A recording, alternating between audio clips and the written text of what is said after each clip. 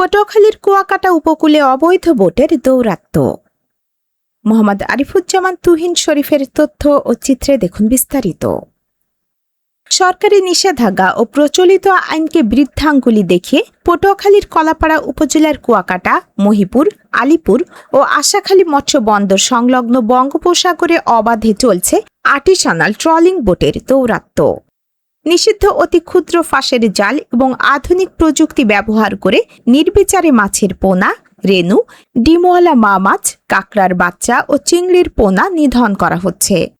এর ফলে সমুদ্রের প্রাকৃতিক প্রজনন ব্যবস্থা ও জীব বৈচিত্র্য মারাত্মকভাবে ক্ষতিগ্রস্ত হচ্ছে, যার সরাসরি প্রভাব পড়ছে ইলিশ সহ বিভিন্ন প্রজাতির মাছের উৎপাদনে। ফলশ্রুতিতে চরম জীবিকা সংকটে পড়েছেন উপকূলীয় অঞ্চলের হাজার হাজার প্রান্তিক জেলে। স্থানীয় জেলে, মৎস্য ব্যবসায়ী ও সংশ্লিষ্ট সূত্রে জানা গেছে, মহিপুর, আলীপুর এলাকায় গত বছর যেখানে প্রায় 40 থেকে 45টি রূপান্তরিত ট্রলিং বোট সক্রিয় ছিল, চলতি বছরে সেই সংখ্যা বেড়ে প্রায় 60টিতে পৌঁছেছে।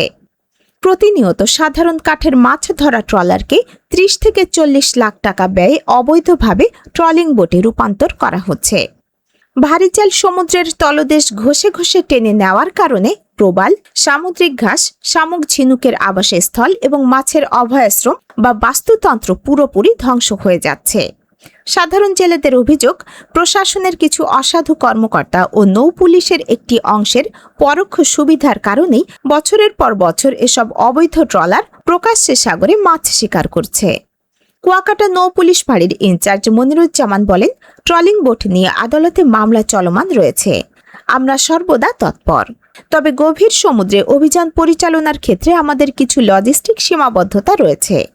এ বিষয়ে পটুয়াখালী জেলা মৎস্য কর্মকর্তা বিজন কুমার নন্দী পটুয়াখালী খবরকে বলেন, ট্রলিং বোটের বিষয়টি অত্যন্ত গুরুত্বের সঙ্গে দেখা হচ্ছে। এই অবৈধ তৎপরতা সম্পূর্ণ নির্মূল করতে কোস্টগার্ড, নৌ পুলিশ, সংশ্লিষ্ট সংস্থা, স্থানীয় জনপ্রতিনিধি এবং জেলে প্রতিনিধিদের সমন্বয়ে অভিযান ও নজরদারি আরও জোরদার করা হবে।